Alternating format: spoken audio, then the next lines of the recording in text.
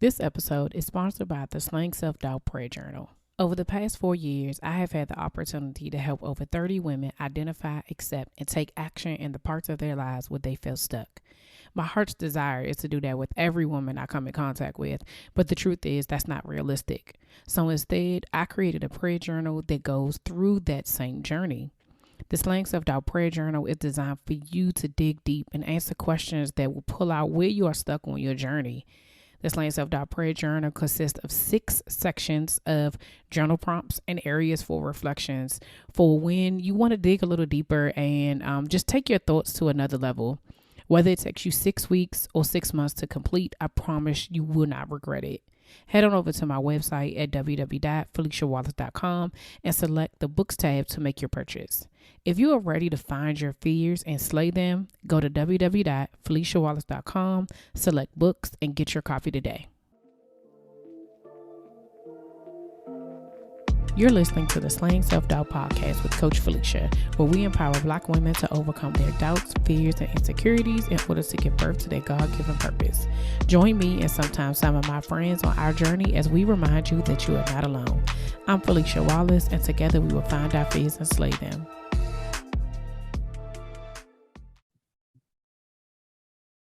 Welcome back to another episode of the Slang Self-Doubt Podcast. I am here with Shawnta Jackson. Hey, Shawnta, how are you? I am well. How are you today? I am doing so well. So first of all, thank you so much for finding me. I always am like, either I usually tell like how I know somebody, whether or not I have been stalking them or whether or not people have, found me. And I'm always, I don't know why at this point, I probably should be like used to it. But when people say they found me, I'll be like, where you found me at? Like, it's just, it's always a grateful moment. And so I'm thankful that you found me. I'm thankful that it all worked out and you're able to come on the show today. Yes, that great old Instagram. Yes, right. Exactly. So we are talking today, of course, about you and talking about, your self-doubt journey. And so we're going to go ahead and let you introduce yourself to the people. Can you tell us a little bit about yourself and how you got started? Well, hello, everyone. My name is Shawnta Jackson, and I like to describe myself as a leader, mother, author, and social entrepreneur with a purpose to help people to help themselves and others.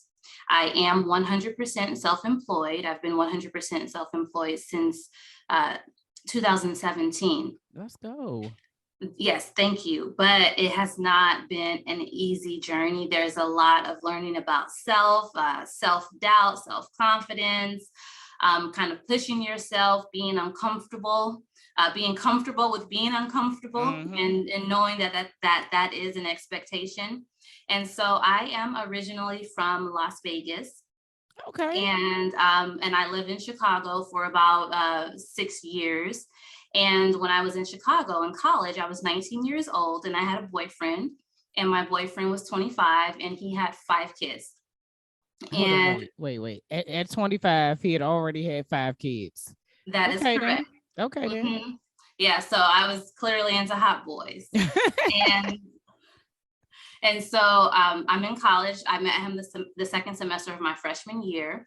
And we just from day one, we were together, and I married him when I was 21. So I'm 21 in college with 5 stepchildren. Wow. That's a huge responsibility. I'm gonna need you to pause right there. Like, how did that make you feel in that season of your life? You couldn't tell me anything. It started off me kind of course, I was in love, but then it started off of me being a little rebellious to my parents because my father was totally 100% against the relationship. My mother, she's my mother. Your moms, they love you regardless, even though you're right or wrong. They just want to stick to you and keep the relationship close. You safe. Yes, we got to keep you safe just in case. Exactly. And so, you couldn't tell me anything. I was so in love, and this was a person that I could grow with, and that I thought that I could learn a lot from, and just the ideal of, I was very mature. Yeah. But the relationship ended up being unhealthy and at times abusive. And so we were on a road trip And so I am a mother. And my son, at the time, he was 11 months old. And we were on a road trip with my two stepdaughters and his mother. And it went totally left, and that was like the last straw. So we're driving back from Atlanta to Chicago. I have 3 pairs of dirty clothes. I have $200 that I stashed in my sunglass case. I have my son in his car seat, and I coincidentally have a plane ticket to go back to Las Vegas that day. Coincidentally, because I was planning my son's first birthday party in Las Vegas. Wow. And this was already pre-planned. So this is how things kind of align for you, and it's already set up. Yeah. And so I finally talked his mom into dropping me off at the airport. And that's how I went home to Las Vegas to my family with the baby on my hip, $200 and 3 pairs of dirty clothes. Wow. And yes. And then we tried to make it work. And we ended up staying together for I believe 2 months. And the very last day that we were together, I slept in a bed with my shoes on because I was not allowed to leave the house the night before. The next day I snuck out. Wow. With my son, didn't pack any clothes.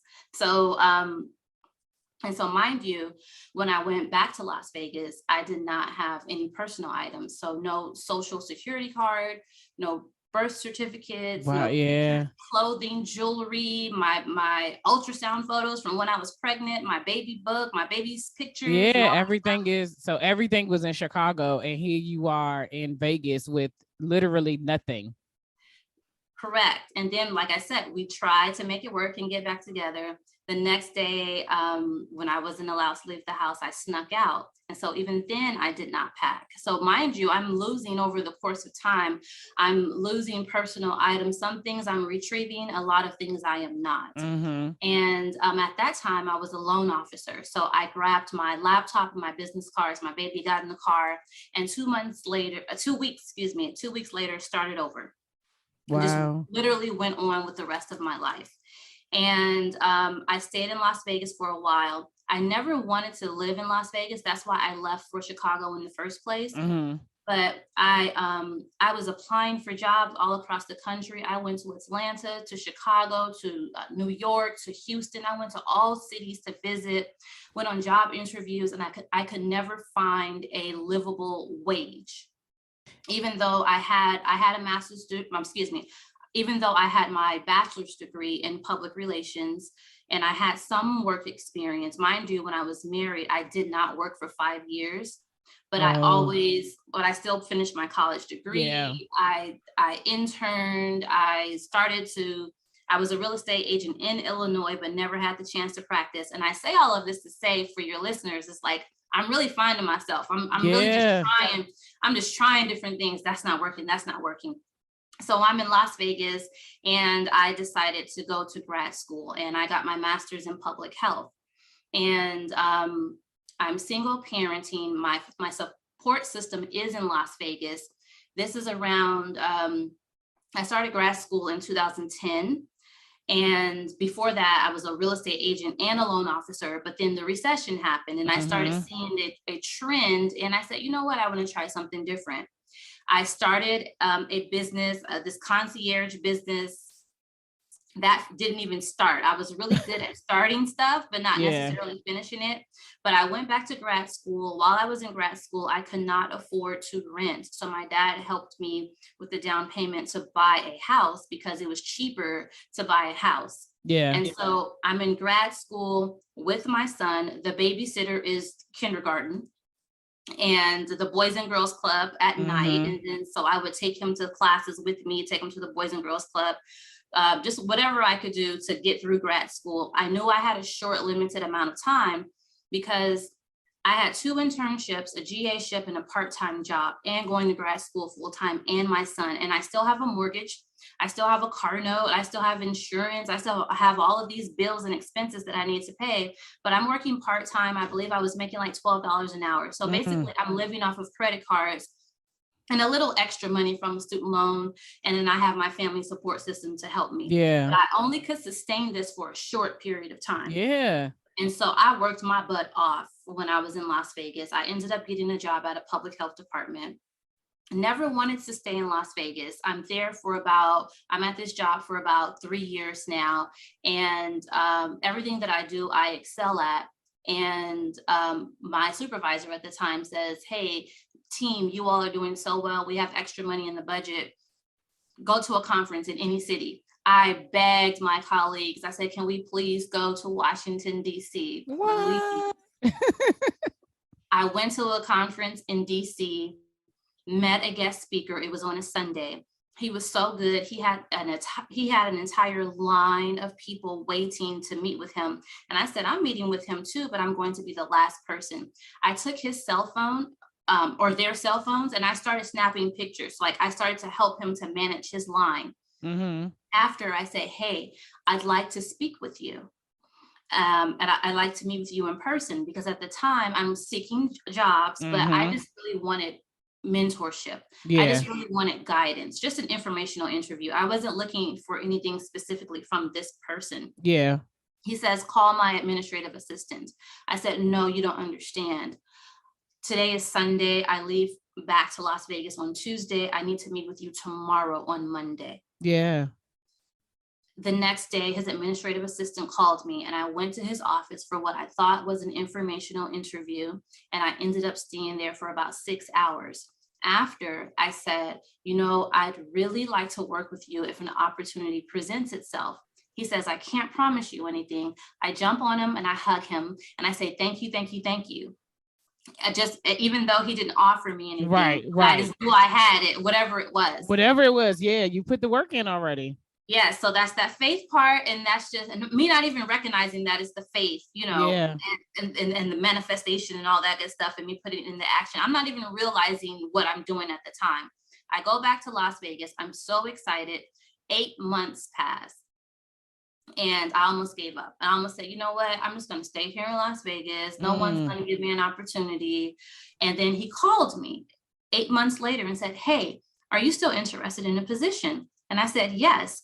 And that was within 30 days. So November 2013, I moved to the Washington, Baltimore area. And I was working. Yes. And so that's how I got here. My son was in the middle of 4th grade. No family support system, no immediate family support system. I took a chance on myself and I came here. And when I was at that job, I knew 2 months in that it was not the place for me. But because of the sacrifice that I made, and I had to be realistic, and I knew that I did not have a support system. And I said, you know what, I'm staying here. And before I leave here, everyone will know my name. And so I ended up staying there 2 months in. I knew it wasn't the place for me, but I ended up staying there 4.5 years to build relationships, to network, to build my portfolio, started my business. And when I quit that job, I quit with only one client. But when I put in my letter of resignation, immediately someone else called me and said, hey, I heard you're a consultant. Can you please send us an invoice now? So that's how I knew. I hadn't even started the scope of work, the project yet. They requested that I invoice them immediately. And that's how I knew that I was making the right decision on my entrepreneurial journey. Yes, that is, listen, that story is like, you don't, when I'm first of all, I'm a visual person, right? So like, as you're talking, like, it's like, it felt like a Lifetime movie, right? Like, I'm like watching you get on the plane, and in my brain, that's like what's happening, right? And so I'm like, we don't know. And to your point is that you don't know how God orchestrates things behind the scenes. When we think we're going through these tough moments, and not even think, we know we're going through these tough moments, we know we're going through a testing season, it all works for our good, right? It all works for what it is that he has in the future. And one of the things is that you said you took a chance on yourself. How many of us don't even do that? Like, 8 months would have gone by, and I'm telling you, I would have been already had a job somewhere else. Because especially when you think about the responsibilities you have, right? We say, oh, I have a kid, or I have bills, and I have this. So you feel like, I have to continue to do this thing, because if it doesn't, like, this is a sure thing, right?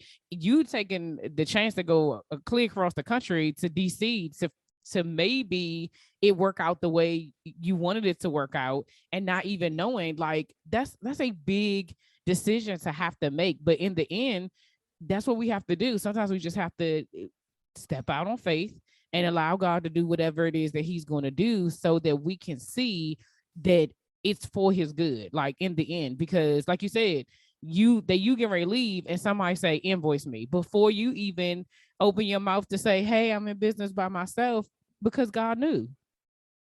He already knew, and you proved yourself. So of course, throughout this journey, how did self-doubt show up? If you've been listening to this podcast or following me on social media for a while, and you're ready to start your journey to healing, or you're ready to confront your doubts and insecurities, there are 3 ways I can help. First, you can download the journal prompt from my website. Use this as a guide to get back on track with where God is calling you. Secondly, you can go to my website and purchase the Slaying Self-Doubt Prayer Journal. Using this prompt and journal will pull out where you are stuck on your journey. These questions will force you to dig deep and find your fears. Lastly, if you're ready to invest in your healing journey and work directly with me, book a 30-minute connection call with me today. This allows us to see if we are a good fit for each other. So head on over to my website, www.feliciawallace.com, to do one or all 3 of these. That's www.feliciawallace.com. Now, back to the show.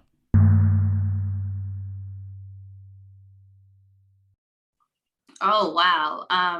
So first off, just even me working at the university, I have a master's degree, but all of my colleagues and the people that I'm working with, they have a PhD. Mm-hmm. And so just the self-doubt, it was kind of small, not a lot, but I'm having to prove myself, and so the self-doubt comes in when people are not necessarily validating you or validating me, or kind of overlooking the things that I have to say because I'm not seen as a peer. And so the self-doubt is, well, maybe I need to be quiet, or maybe I'm not, or maybe I'm wrong.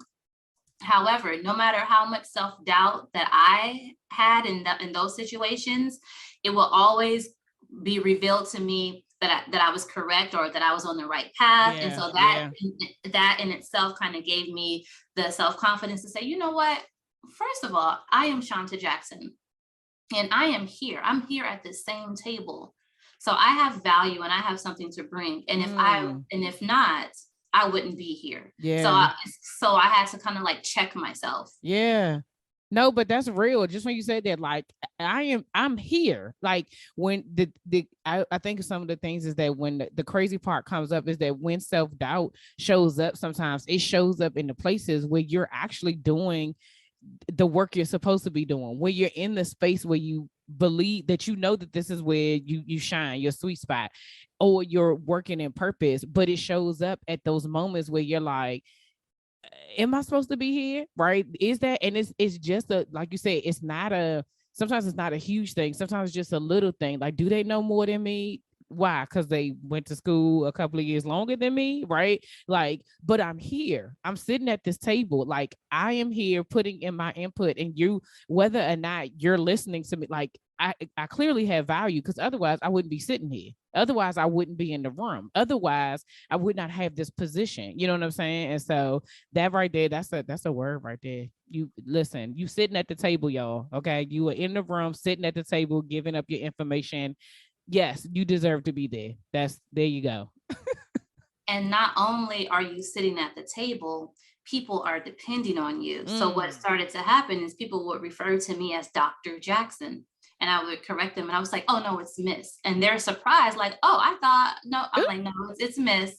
And then what started to happen is that when we're in meetings, people would actually look to me to say, let's see what Shawnta has to say.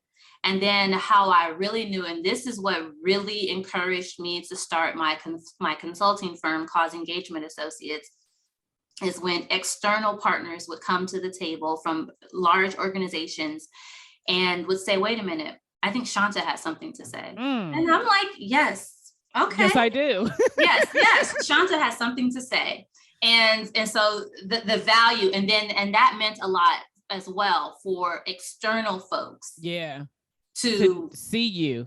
Yeah. Exactly. To recognize. Yes. Yes. And what came up for me when you said that is that is the clear definition of God qualifies the called, not he doesn't call the qualified, right? Like in your mind, like you are showing up as a doctor right now. You better than me, because I would have been like, yes, Dr. Wallace, it is.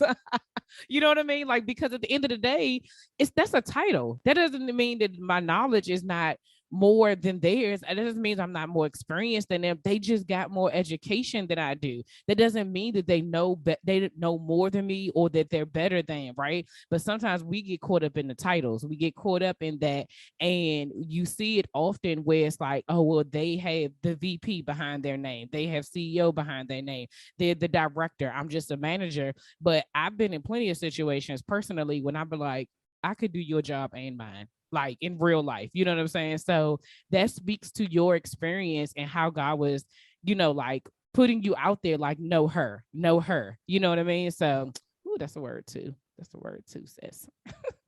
Yeah, so especially with those titles, I took advantage of it because of those VP, those presidents, those what I saw decision makers. I saw people that had the authority to authorize budgets. Yes. And like I said, I wanted to be a consultant. So I Yeah. actually started in my mind, I said, you know what? I am a consultant and these are clients. And that's exactly how I started to behave. And then eventually, and so in 2015, I incorporated my business. And as soon as I did that, there was a woman from Las Vegas that I originally met. Her husband at the time was the congressman in my district. And they moved to the DC area. And I came after. I'm in the DC area, and I say, hey, I'm here now. And she ended up being my first client. Wow.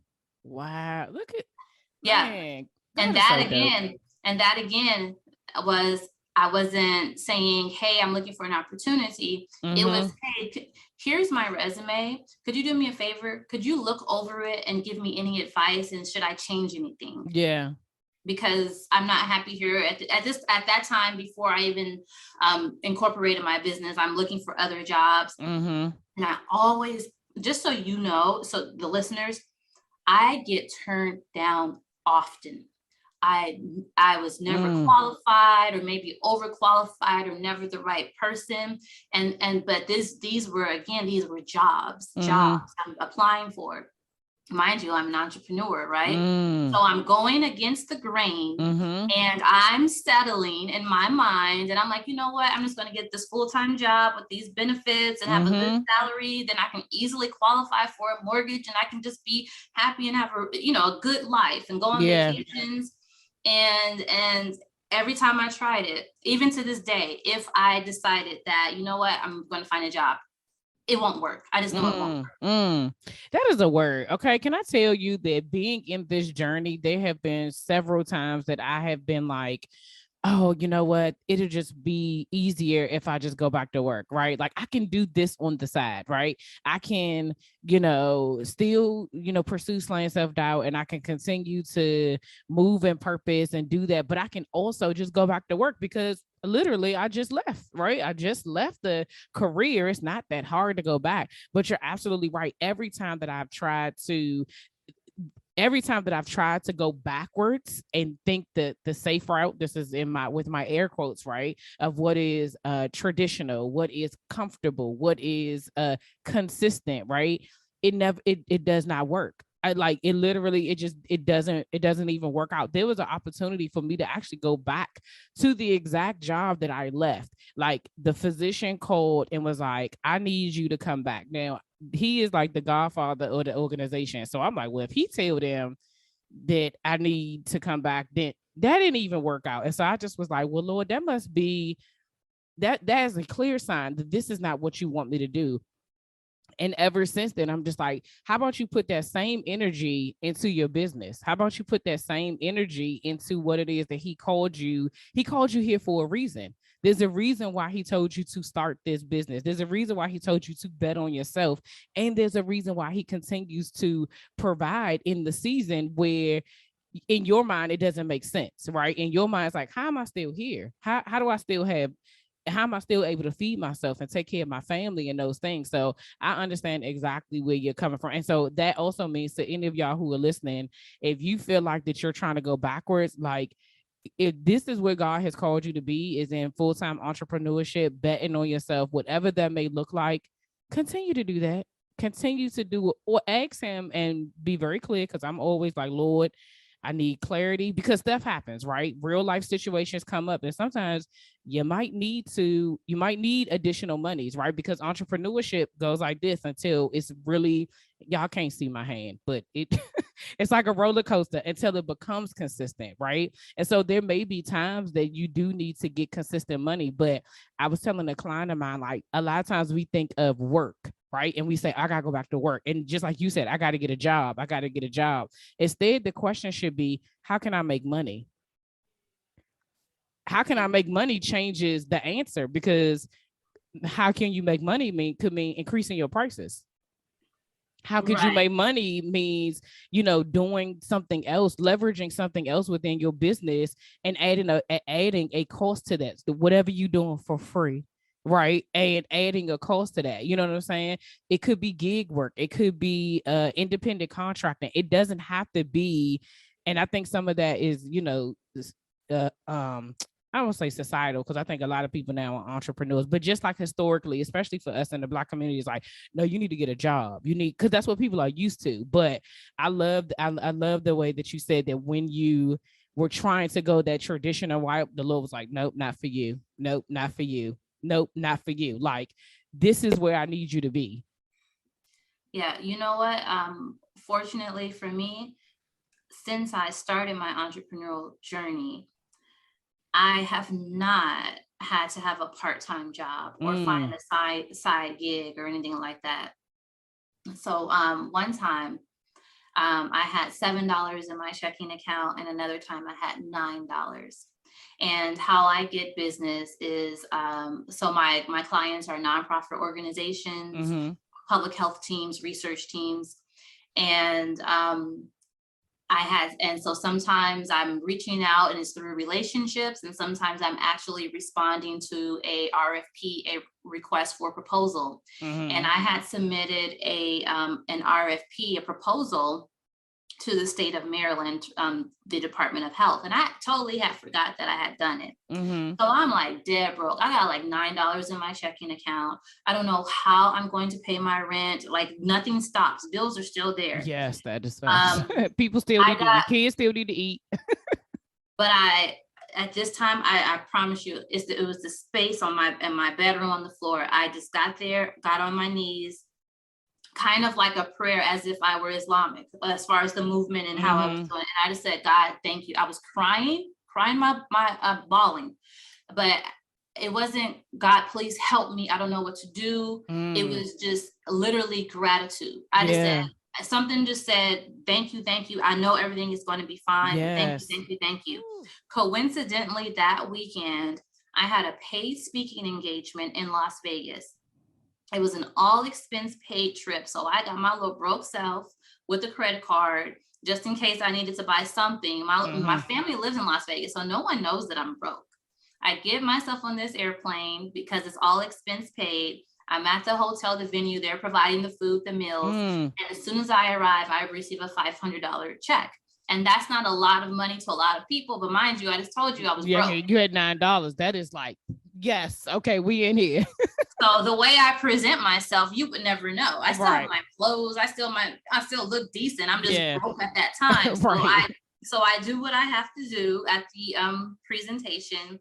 And while I'm in Las Vegas, I open my email. I totally forgot that I submitted that proposal. It was my first ever proposal that I submitted to the state of Maryland, first ever. I opened that email and it said that I was awarded a $40,000 contract.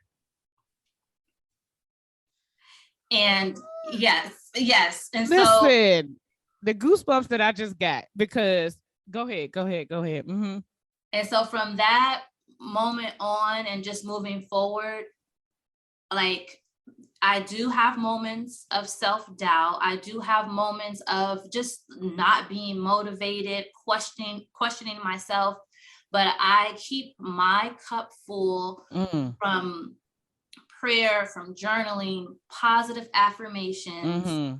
And so when I am a little empty, it's only temporary because I'm always feeling myself. But I also know that, look, girl, first of all, you remember, Shawnta, you had $200, 3 pairs of dirty clothes. Okay. You went through grad school and you made it happen for yourself, and you networked your way through. You went to DC, met someone, and not applying for the job. They called you 8 months later and said, hey, are you still interested? Once you figured out that wasn't the place for you, you made the decision. You just took the action step, and you went ahead and you incorporated your business. I snuck out on my lunch break and drove to Baltimore to the Secretary of State to incorporate my business on a super long lunch break.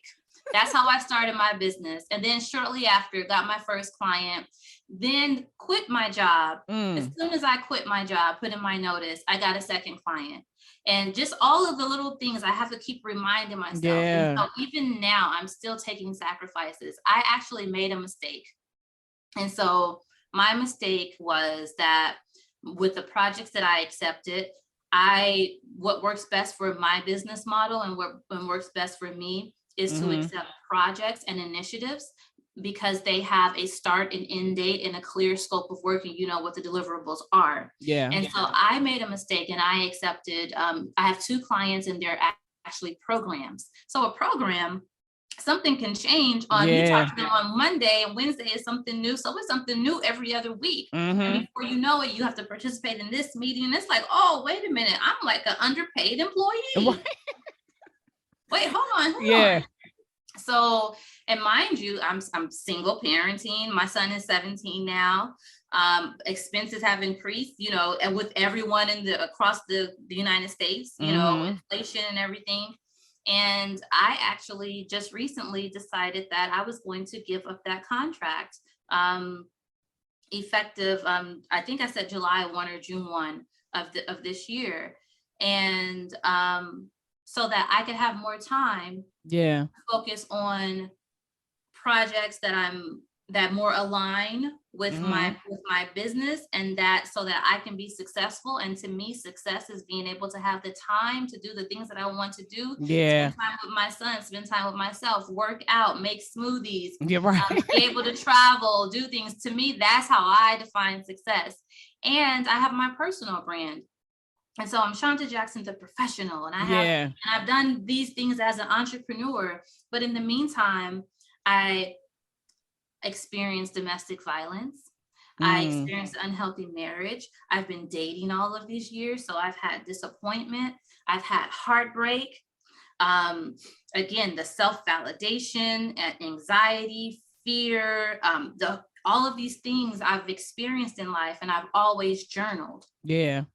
And normally I would throw my journals away out of shame, embarrassment, and guilt. And then one time and this is in 2019, I decided to keep my first journal, not to dispose of it. I was talking to a guy friend, and I read a personal journal entry to him, and he said, you know what? Don't throw that away. You should keep it because your story could probably help someone someday. And so I initially started to journal just because I wanted my son, if anything ever happened to me, I wanted him to know my personality, just the way I thought, and for my grandchildren. That was my initial thought behind the journal. And once he was like, you know what, you can probably help someone, that's when I got my aha epiphany moment. And that's when I wrote my first book, The Journal of a Woman with Lived Experiences, a 21-day guided journey. The Journal of a Woman with 21. The Journal of a Woman with Lived Experiences, a 21-day guided journal. And I share my personal journal entries that were never intended for the public. And because of my background in evaluation, I'm able to look at words, and I can assign themes and to them. And so that's how I came up with the titles in the different chapters in the book. No, that is love. No, that is so awesome. First of all, 2 things. So the first, well, I guess it's 3 now.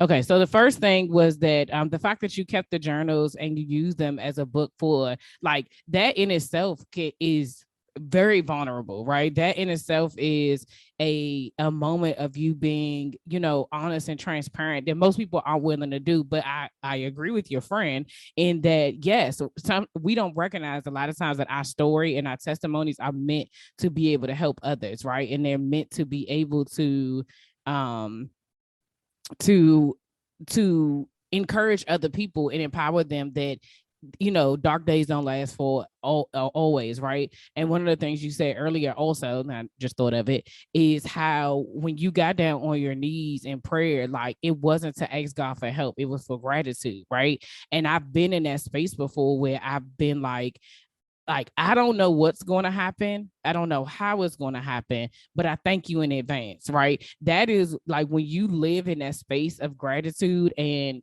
reverence for God, of just like, you got me through all of that. Oh, so that was the second thing. And then running his track record back and your own track record, right? Those things remind you that when you're in a present space of like, this is, you've already done this, right? I had a client say to me one time, and I made her write it down as an affirmation. She's like, I've already beat this before and I have the tools to do it again. And I was like, that's your affirmation right there. Sometimes we just forget that we've already done this. We've already fought this battle. It may look different, right? But we've already done it, and God will always make a way. And, you know, that was just confirmation for me in that sometimes staying in that space, it may be hard, but it's necessary in order for God to do what it is that he is supposed to do. So what have you learned about yourself during this journey that you didn't know before? Did you hear that ad at the beginning of the show? If you're a business owner looking to expand your reach, you can promote your company or product with a host read pre-roll or mid-roll ad by me on the Slaying Self-Doubt podcast. If you want more information, email info@FeliciaWallace.com. That's info@FeliciaWallace.com. Now, back to the show. So, what have I learned about myself? Yeah, just basically just who I am. I've always been that person. Mm-hmm. Even when I didn't recognize her. I just turned 41 this year. Oh, hey, happy birthday. Thank you. And I looked at a picture of myself when I had to be about 20, 21 years old. And I looked at her and I was like, we did it. Like you did good for yourself. Yes. I was like, look at you. And but as I'm looking at that 20, 21-year-old me, mm-hmm. I've always been her. Yeah. I've always been ambitious. I've always been independent and that person who stood out. And I've always been proactive. Like it's always been in me from a child. I wasn't raised in a situation where self-doubt was something that was intentionally or indirectly modeled to me. Right. And so I think society and sometimes yourself, you get in your own way. So I've learned not to get into my own way. And what I've learned about myself is that it's natural for me to doubt myself. It's natural for me to not feel the best on certain days, right? And so what I've learned to do is when I'm feeling good and when I'm in it, that's when I go hard. I go hard.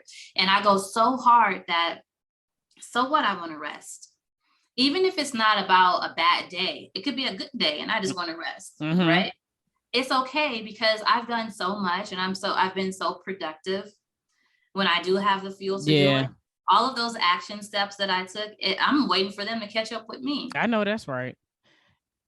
Yeah, no, and that's real too, though. Like you said, like the fact that when you're in it and when you're moving, when you feel good, when you're moving, when you have the energy, and there's a lot of times where when self-doubt does come up, sometimes even for myself, like sometimes self-doubt comes up in like procrastination or, you know, rest. Like I just don't want to do anything, right? Because my mind is moving so fast versus taking like in the moments where I'm like, yes, okay, I have this, like you said, this spark of energy. I have this moment where I'm feeling really creative and I can get stuff done, like to lean into that. And I think another thing is that, which I think sometimes I don't know. I guess maybe because of just kind of the way the word is, like really leaning into when you're the most productive. So, like for me, I am the most productive in the evenings. I know it sounds crazy, but after 5 to like midnight, like I can put earbuds in my, like once I know that my family's good, dinner's done, all of that stuff,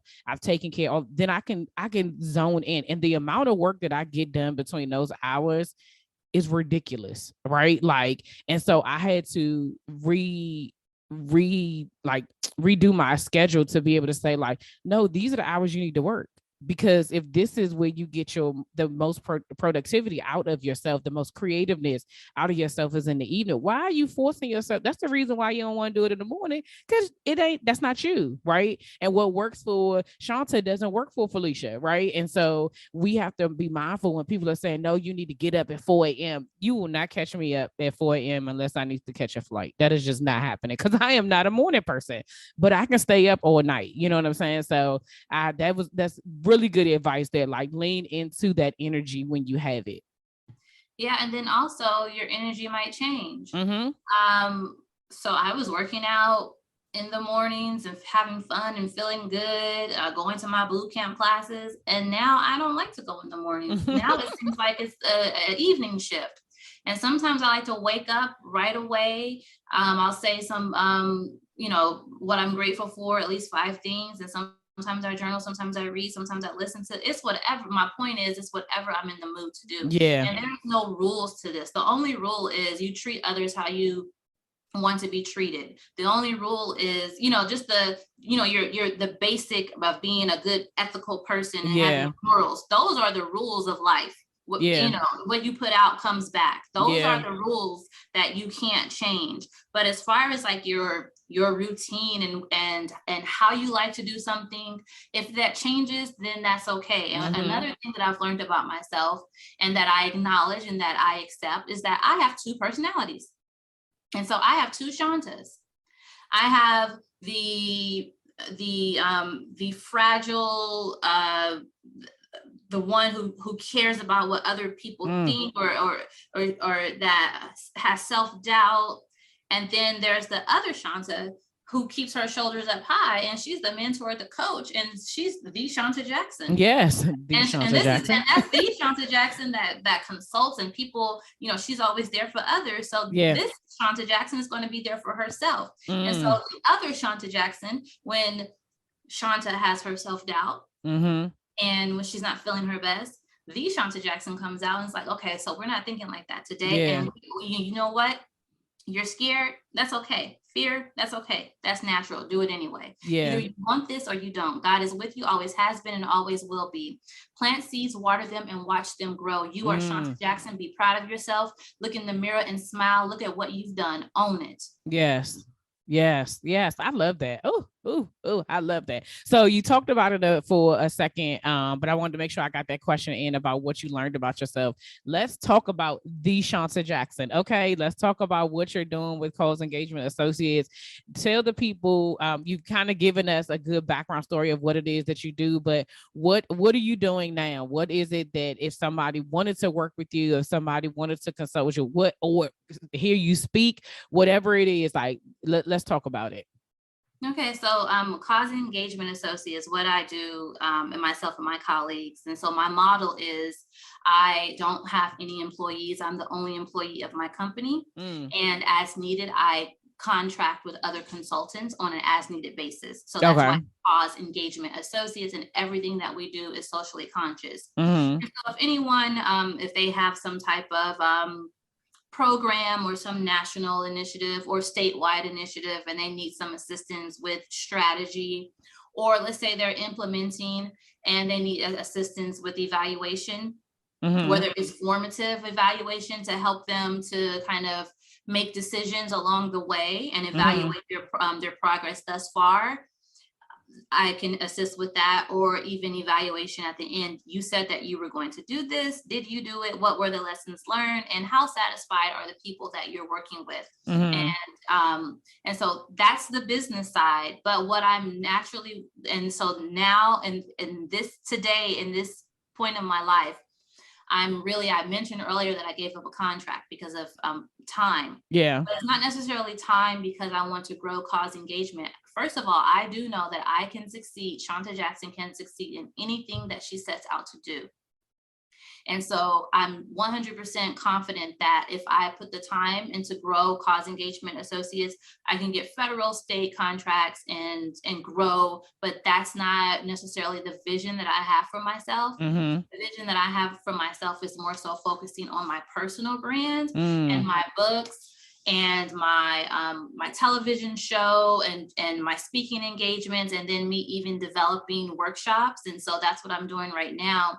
And so that's me using all of the skills that I've done for others, again, helping them plan, strategize, implement, and then sometimes it means promoting their socially conscious initiatives. So that means that I'm having to hire videographers to do storytelling projects. I'm doing all of this stuff for clients. How about I do this for myself? And you mentioned that earlier. Why don't what you do for others, do it for yourself? And so basically, I'm at this point in my life where if I have ideas, and I have so many ideas. And so I just have to decide which is the next best idea to implement. And then after that, which one after that?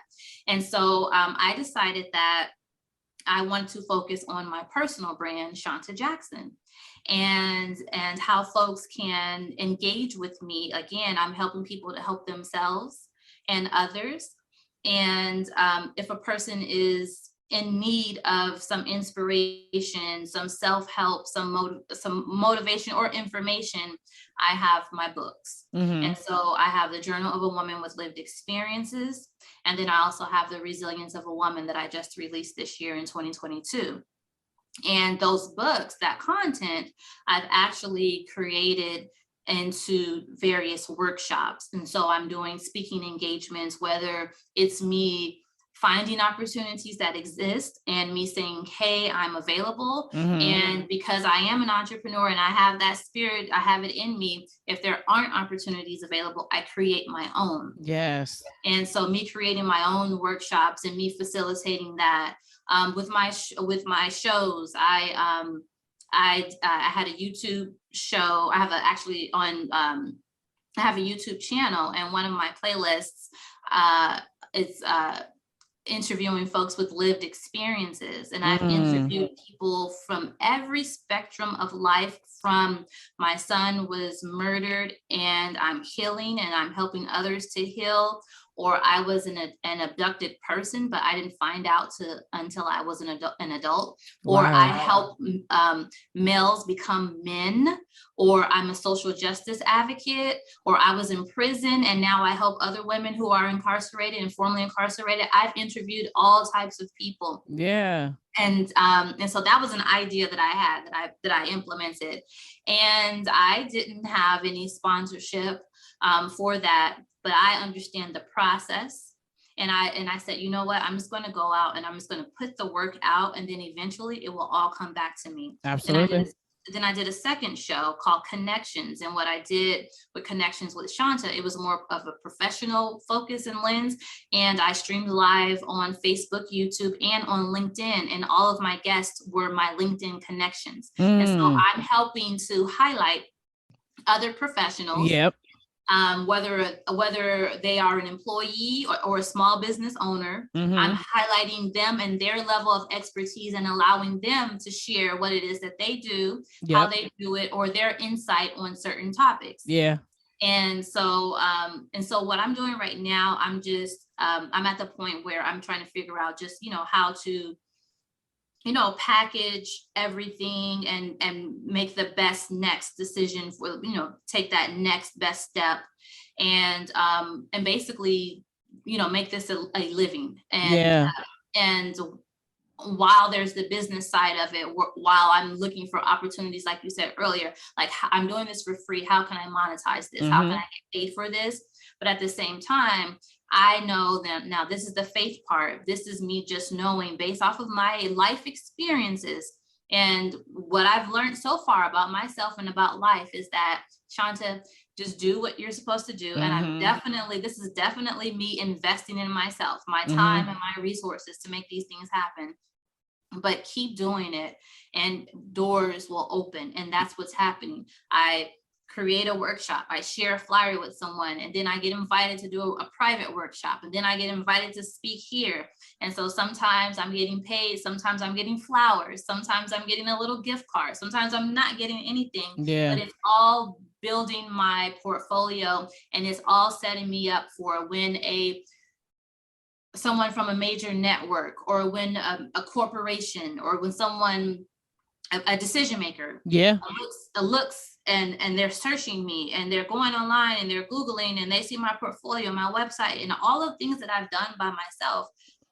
If I were a decision maker, that would definitely be someone that I would want to partner with and that I trust, because if they can do this on their own, imagine what they can do with our resources and with our partnership. Yeah, no, I love that. And one of the things that that you were saying that I think that a lot of times people have a tendency to forget. And even for myself, I said at the top of this when we first started talking that, I use my platform to highlight others because it's not about us, right? When God gives you a purpose and it's about everyone else. And a lot of times there are businesses that I've seen, people in whether it's corporate entrepreneurship, whatever have you, when you're me driven, when you're like, it's all about you trying to figure out like, how can I versus being able to allow somebody else, like you said, you doing these lives with other people on LinkedIn allows them to be able to shine, right? And that may not have even been an opportunity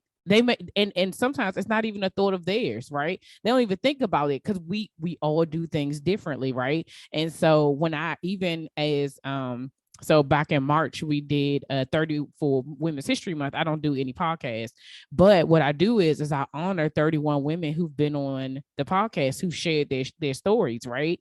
And when I look back over that, I'm like, these are 31 women I do not know.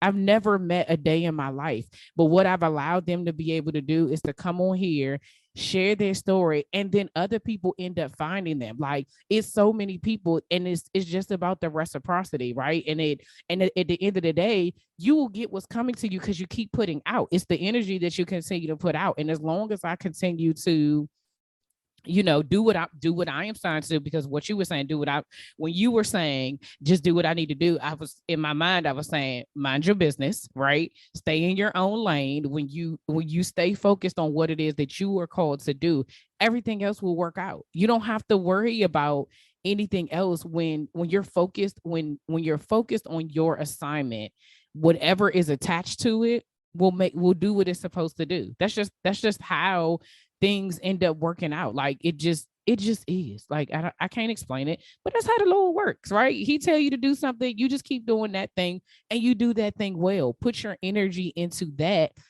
Everything else will work out. And that's been your entire story, right? That you put your energy into the thing, the obedience of doing exactly what you were called to do in that moment, right? Not thinking about 5-10 years from now, because sometimes we can get caught up in that. That's how self-doubt will get you caught up, like, well, how am I supposed to get there, Lord? Right? No, the first thing was get on this plane, right? And you kept saying coincidentally, and in my mind I was like, oh, that is God's divine timing, right? That like in this moment I've given you an out, right? I've given you, here you are again, being able to be in this spot. Here you are, oh, I did this proposal and I forgot about it, and at the moment when you need it, God shows up and says, here you go. At the same time, you go somewhere and you get $500, and then that's what abundance looks like. That's what overflow looks like, because you continue to do what you are assigned to do. Because you could have been like, I'm broke, I can't go, y'all. Because how many of us do that, right? Like, I don't have it now. But how do you know that once you get to where you need to get to, that is the work that you have to put in order to get something back? Like, you still have to show up. And so that's my encouragement to y'all. Shawnta has showed us that she has shown up every single time that she's been called. Every single time that God has said, do that, she shows up. And so you get a return on your investment. That's what we get now here is a return. Yes, and that's the rule. That's those are the rules of life. Mm-hmm. And also, you know, when you were speaking, two words came to mind. One was test, and the other was faith. Mm. And so a lot of things, you have to crawl before you walk, right? Facts. Yes. And so some things you're tested, you just can't. There is no such thing as I did this and then I was automatically successful in doing this. You Mm-hmm. have to build your muscle. You will be tested. Like, Yep. how bad do you really want this? How disciplined are you? How resourceful are you? And Mm-hmm. how diversified are you in your thinking, right? And Yep. so now your management, your leadership skills, for you to be able to collaborate with others and just grow as a person, it's all a process. It's building you up and it's preparing you. And so you will be tested, right? Mm-hmm. And so, and just understand that. And with tests, sometimes we can pass tests with the D, with the D. We don't have to have Yeah. an A to pass the test, right? Listen, you So just got to go through it. But what you have to do, even when you say that, is that you got to show up for the test. Sometimes exactly. the test comes and we be like, you know what, I'm gonna sit this one out, right? Like, well, then you can't do that. Like we see the test coming and we immediately ask God, get me out of it, right? Take this away. And we've all been there. It's just like, take this away versus saying like, what do I need to learn in this season? What about show me like that? Whenever I'm in the midst of something, I always ask God, show me. And I guarantee every single time he showed me how I'm supposed to show up differently. He shows me what I need to learn about myself to change in the season that I'm in. So yes, you got to show up for the test, even if you And get a D. that's right. And then the faith. And so faith is not just I believe or I'm going to pray or say my positive affirmations. Faith is also doing your part. So there's, like you mentioned, there's reciprocity. Yep. So I have to take action.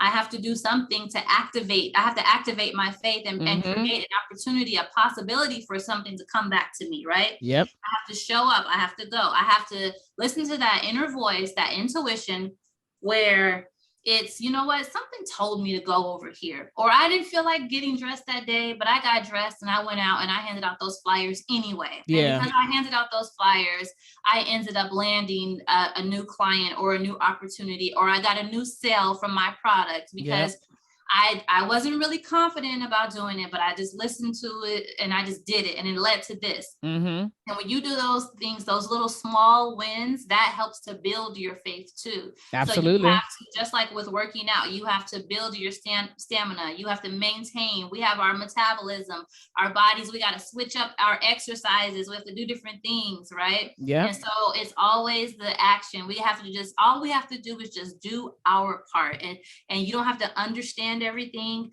You don't have to know how it will work out. But at the same time, you should build, your wisdom should be growing. So so your understanding at the same time, even though you don't have to understand everything, your understanding naturally will increase. So you have to be intentional about that, right? About your personal growth and your personal development as well. Yeah, absolutely. But definitely. So, and as I'm speaking, it's just this is all just naturally coming out. But to answer your question, these are also things that I've learned about myself going on the journey. And I feel like it's my responsibility, just because of this is just of who I am, what I've learned in life, and the things that I've achieved or my failures. I'm okay with being open and transparent with sharing with others if that is going to help them. Yeah. And I love that, because a lot of times again, like I said earlier, we're not meant to do life alone. We're not meant to, and everything that we go through, every single thing we go through is meant to help somebody else, even if the other person is your kid. right? I know, and I've shared this before, that on my journey in this whole self-doubt thing, like I didn't realize that I had an issue or suffered from like anxiety until I saw it in my son.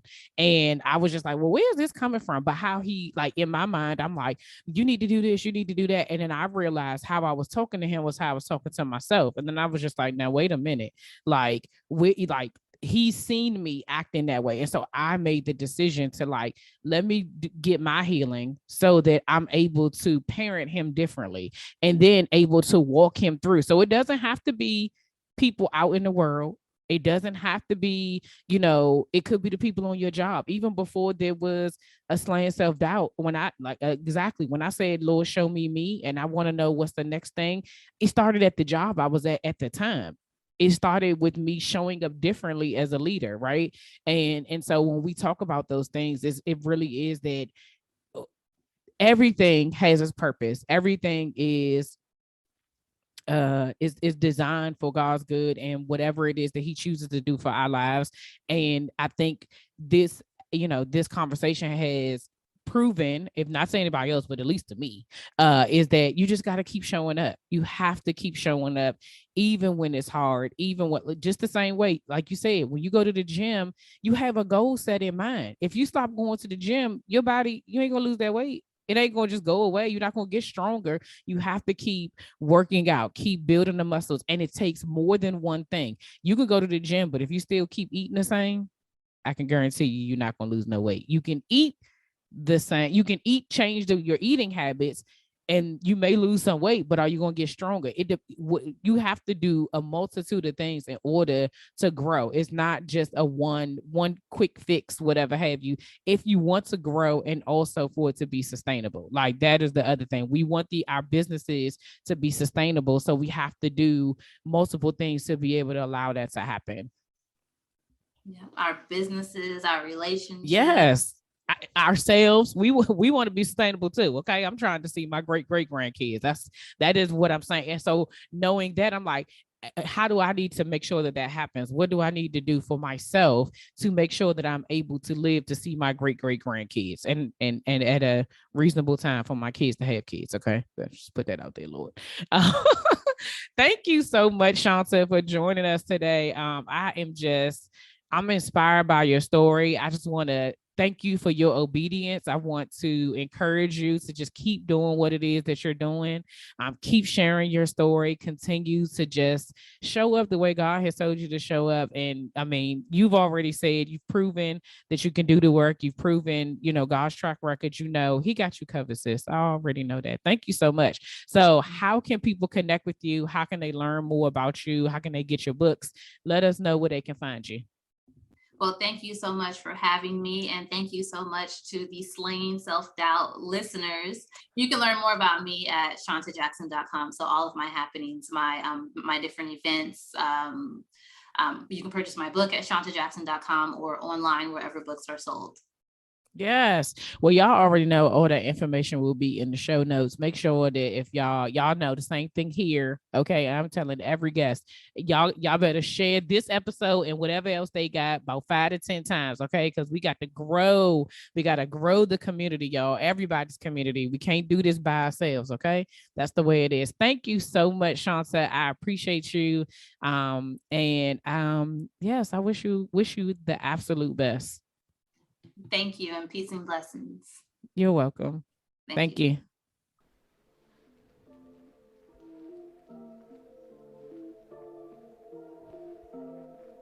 All right, y'all, that's all for this week. Thanks for listening, and don't forget to share, subscribe, rate, and review.